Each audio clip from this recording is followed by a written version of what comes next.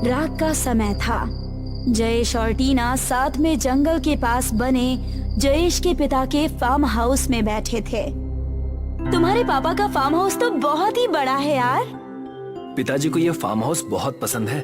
उन्होंने मुझसे कहा है कि जब मेरी शादी हो जाएगी तो उसके बाद ये फार्म हाउस वो मेरे नाम कर देंगे। क्या सच में? तो ये फार्म हाउस हमारा हो जाएगा? बिल्कुल, अगर तुम मुझसे शादी करोगी तब। जब जयेश और टीना बात कर ही रहे थे, उसी वक्त खिड़की के बाहर कुछ हलचल की आवाज आती है। जयेश, क्या तुमने कुछ महसूस किया? चिंता मत करो टीना, यहाँ दूर दूर तक कोई नहीं रहता। तुम्हें कोई वहम हुआ होगा। चलो टीवी चालू करके कोई मूवी देखते हैं। मगर मुझे मूवी देखने का मन नहीं है। कुछ गाना वगैरह लगा दो ना, वही सुन लेंगे। हाँ, शायद यहाँ पर पुराने गानों की कैसेट रखी होगी, वही लगाता हूँ। जयेश कैसेट ढूंढकर गाना बजाना शुरू करता है और खिड़की के बाहर मुंजिया बरगद के पेड़ पर चढ़कर बैठा हुआ था। जैसे ही वो ये गाना सुनता है, वो भागा भागा फार्म हाउस में खिड़की से घुस जाता है और खिड़की के पर्दे के पीछे से खड़े होकर गाना सुनने लगता है। उतने में ही टीना कहती है, मुझे बहुत नींद आ रही है, गाना बंद कर दो ना। जयेश टीना की बात मानकर गाना बंद कर देता है। गाना बंद होने की वजह से मुंजिया एकदम जोर से चीखता है।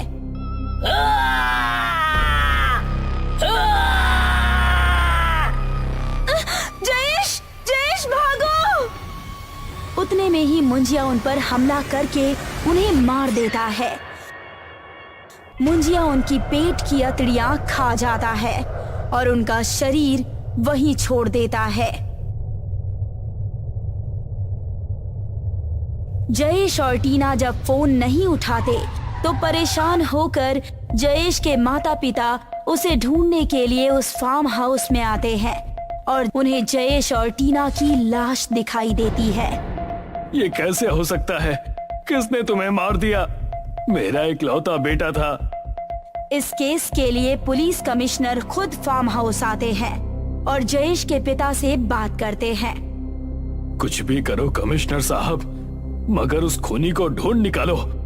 मैं आपकी पीड़ा समझ सकता हूँ, मगर ये पहली बार नहीं है कि कोई इस तरह से मारा गया हो। इसके पिछले महीने भी ऐसे 3 केसेस आ चुके हैं जिसमें लोगों की पेट से आते गायब रहती हैं, मगर वो अब तक पकड़ा नहीं गया है और ना ही हमें पता है कि उस खूनी का इरादा क्या है।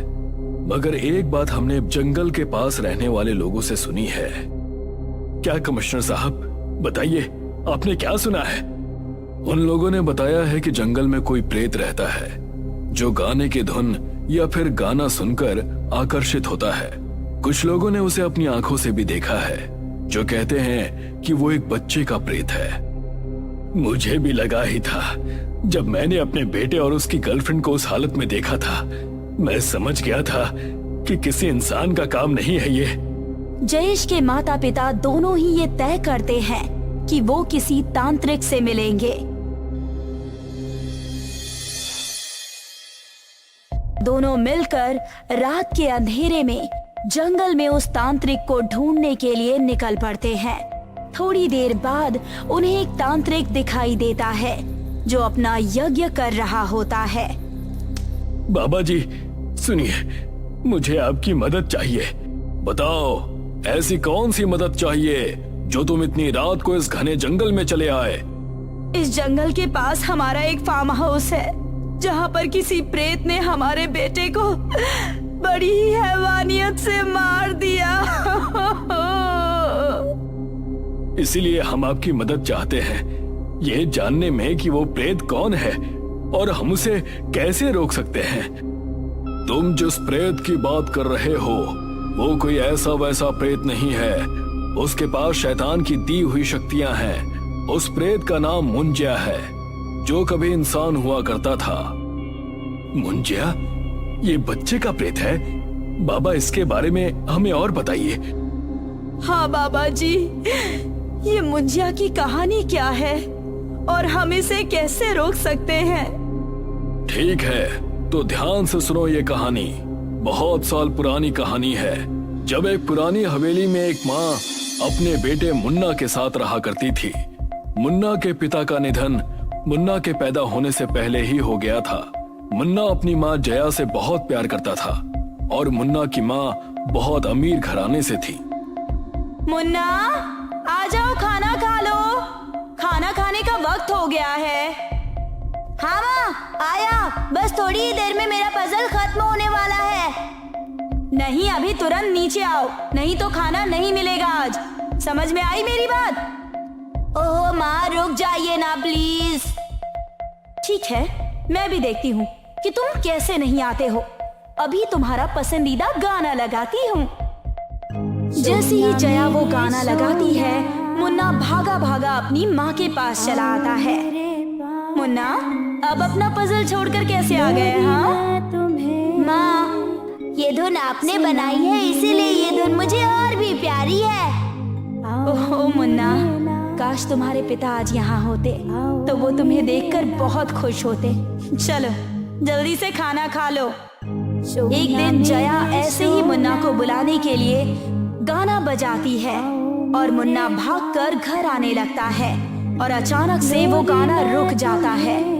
जैसे ही मुन्ना घर में पहुंचता है, वो देखता है कि उसके चाचा और चाची वहां पर खड़े हैं और उसकी माँ जया जख्मी हालत में वहीं पर गिरी हुई है।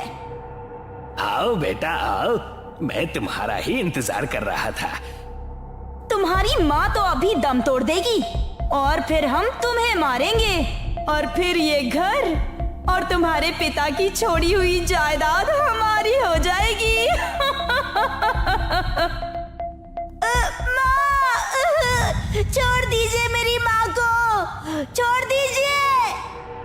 जैसे ही मुन्ना के चाचा और चाची मुन्ना की तरफ बढ़ते हैं, जया उनका पैर पकड़ लेती है। भागो मुन्ना, भागो और पीछे मुड़कर मत देखना।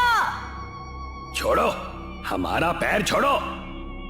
मुन्ना वहां से भाग जाता है, मगर जैसे ही मुन्ना जंगल की तरफ भागता है, उसके चाचा उसका पीछा करना छोड़ देते हैं। ये जंगल की तरफ भाग गया, ये वहां खुद ही मर जाएगा। मुन्ना जंगल में रो रो कर भाग जाता है। माँ, नहीं माँ, माँ, मैं इसका बदला जरूर लूंगा। जैसे मुन्ना जंगल के बीच में पहुंचता है, वहां पर एक बड़ा सा बरगद का पेड़ होता है और अचानक से एक शैतानी आवाज आती है। मुन्ना, मुन्ना, मैंने सब देखा मेरे बच्चे, किस तरह से उन्होंने तुम्हारी माँ की हत्या की।